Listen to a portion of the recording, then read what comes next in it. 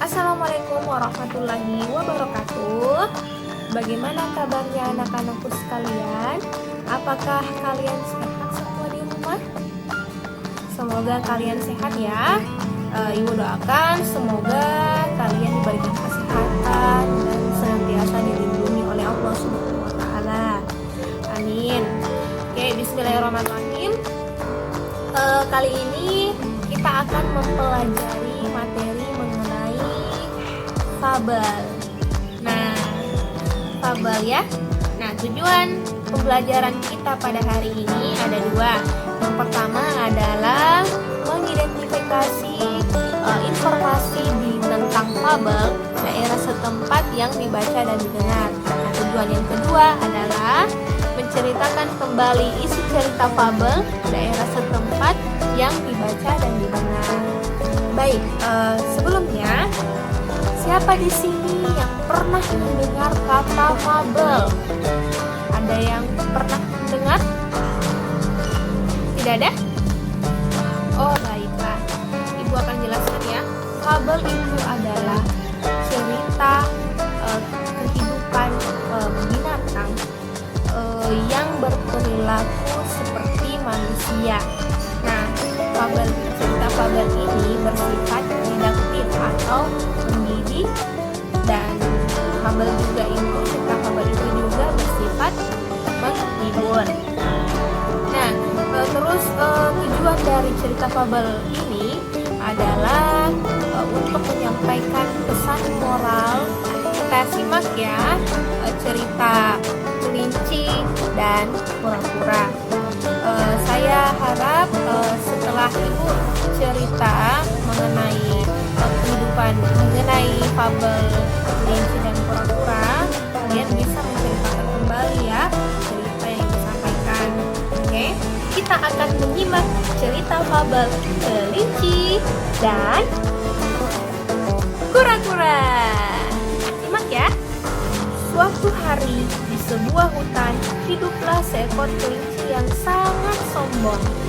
Ia selalu membanggakan kecepatan larinya karena memiliki kaki belakang yang kuat. Si kelinci selalu memperhatikan keahliannya dalam berlari cepat kepada semua hewan di hutan tersebut. Suatu hari, kelinci sedang membuat di depan para hewan yang ada di hutan dan menunjukkan betapa cepat larinya.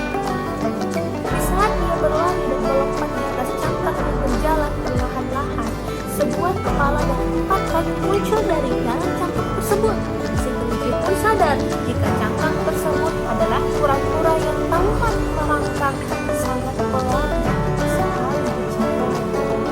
Ia pun dengan sangat sombong sambil tertawa dan berkata, "Kenapa kamu sangat lambat sekali, kura-kura?" Kura-kura mengatap kelinci dan berkata, "Setiap hewan bergerak dengan langkahnya masing-masing. Mungkin aku bergerak sangat lambat, tapi aku bisa pergi kemana saja yang aku mau. Bahkan kenyataannya, aku bisa mencapai tujuan lebih cepat dan lebih kencang darimu." Si kelinci pun berpikir jika perkataan kura-kura sangat lucu. Ia tertawa mendengar jika kura-kura dapat berlari lebih kencang darinya. Si kelinci yang sombong kemudian menantang kura-kura untuk lomba lari.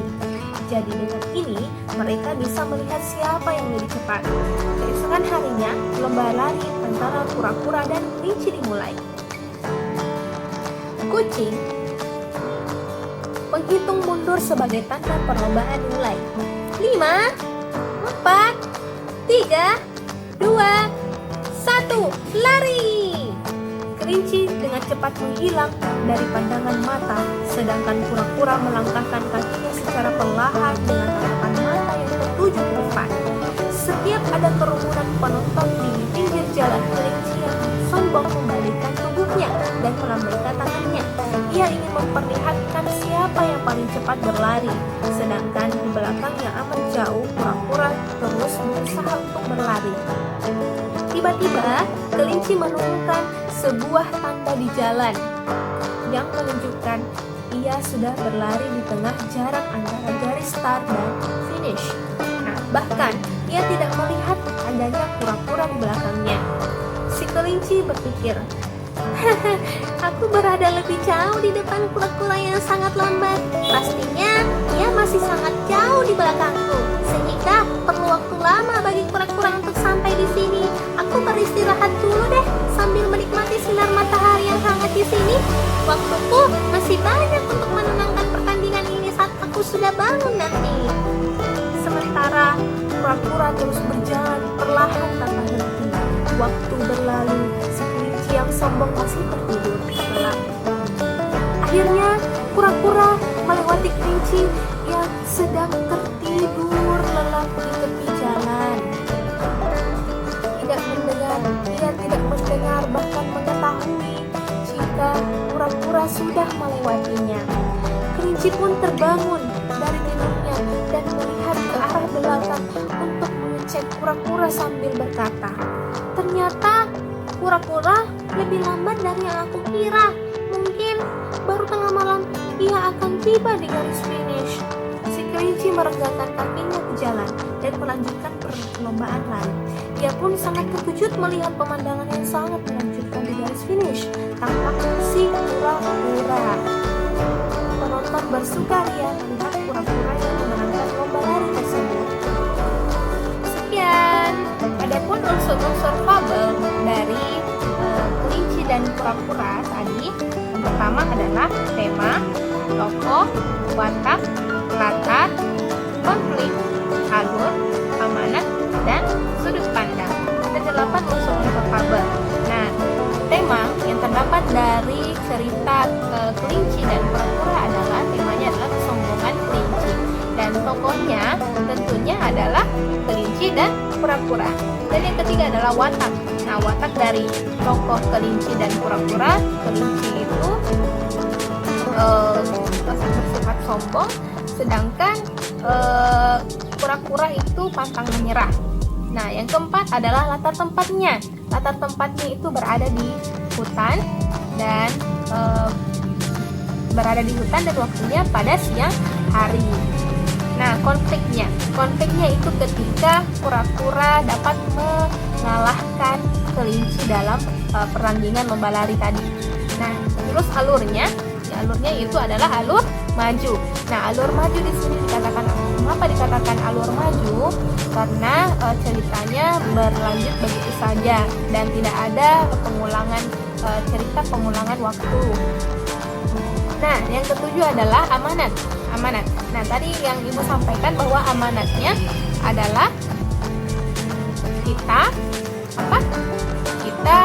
jangan pernah menganggap remeh orang lain, karena setiap manusia itu memiliki kelebihan dan kekurangan. Nah, kesombongan pasti akan kalah dengan kerendahan hati.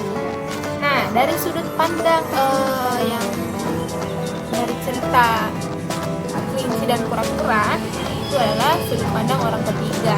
Tapi yang sudut pandang orang ketiga yang dimaksud adalah orang yang menceritakan cerita fabel tersebut.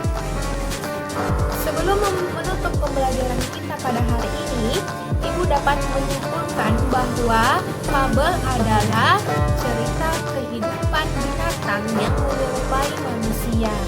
Nah, semoga apa yang Ibu sampaikan tadi